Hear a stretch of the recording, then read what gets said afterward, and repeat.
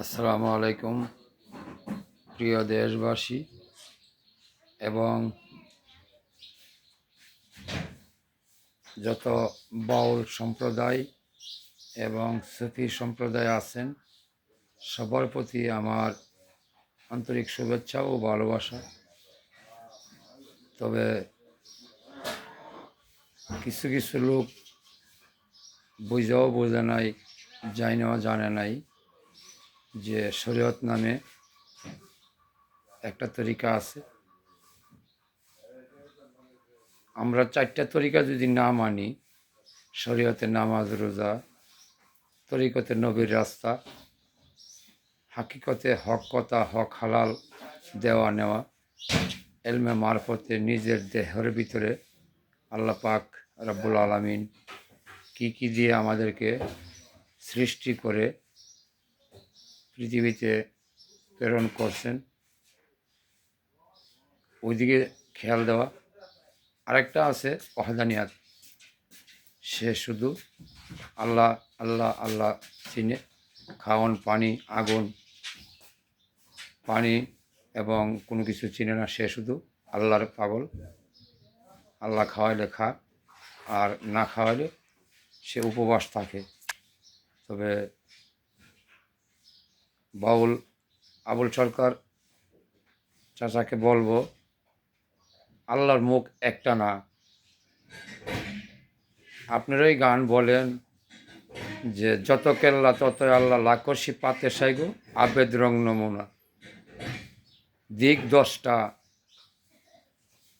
আল্লাহ সর্বমুখী, আল্লাহ সর্বপেক্ষা, আল্লাহ স্রষ্টা, আল্লাহ সৃষ্টি না। আল্লাহ স্রষ্টা, আল্লাহ সৃষ্টি না। তাহলে পূব দিকে, পশ্চিম দিকে, উত্তর দিকে, দক্ষিণ দিকে, আর 4 কোণায় 4 দিক হলো 8 দিক, উপর দিক, নিচের দিক। যাক, আমি আরবিতে নামটি বলি: শিমাল, জুনুব, মুশরিক, মুগরিম, বায়ু, তুফান, অগ্নি, ঈশান, ঊর্ধ্ব, অধ, এই 10টা দিক। যার কারণে আপনার দেহের মধ্যে 10টা ইন্দ্রিয় আছে, একটা বন্ধ, 9টা খোলা। এই 10 দিকে আল্লাহর 10টা মুখ। উনি বলছে আগে ওনার ইস্ক সৃষ্টি করছে, উনি বলছে ওনার নূর সৃষ্টি করছে, উনি বলছে ওনার আরশ সৃষ্টি করছে, উনি বলছে ওনার রূহ সৃষ্টি করছে। কথা সত্য। 10 দিকে তাকায়া উনি 10টা জিনিস সৃষ্টি করছে।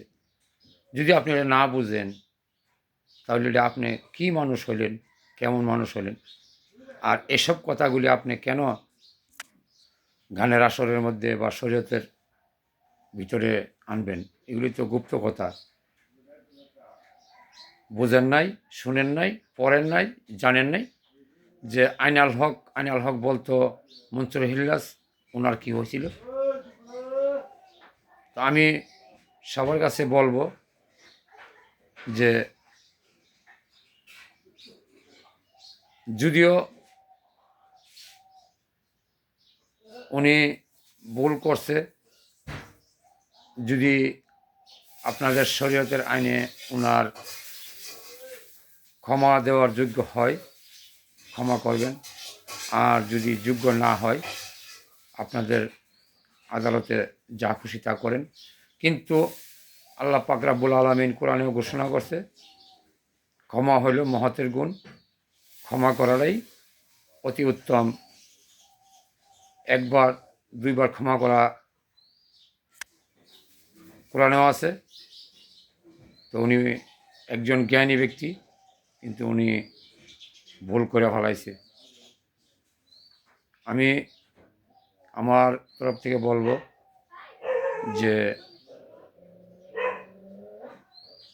উনি ভুল করছে, কারণ এই কথাগুলি শরীয়তে মানবে না, আর মানার কথাও না। আল্লাহ সর্বাপেক্ষা সর্বমুখী। যত জায়গায় আলো বাতাস আছে, সব জায়গায় আল্লাহ আছে এবং আল্লাহ রাসূল হযরত মুহাম্মদ মুস্তাফা সাল্লাল্লাহু আলাইহি ইসলাম আছে। তাহলে আমি কেন, যিনি আমাকে সৃষ্টি করছে তাকে নিয়ে কটূক্তি করার শক্তি আমার নাই? উনি হলেন স্রষ্টা, আমি হলাম সৃষ্টি। উনি আমার মনিব, আমি উনার গোলাম। ওনাকে নিয়ে কটূক্তি করার প্রয়োজন নাই। যাক, আশা করি আমার ভিডিওটা যে দেখবেন সবাই সবার মত প্রেরণ করবেন। আর সবাইকে যেন আল্লাহ পাক রব্বুল আলামিন এই দুনিয়ার বুকে ঈমান, আমল, নৈতিক সমস্ত কিছু ঠিক রেখে চলার দান করে। আমিন সুম্মা আমিন। ওয়া আখির দাওয়ানা আলহামদুলিল্লাহি রাব্বিল আলামিন।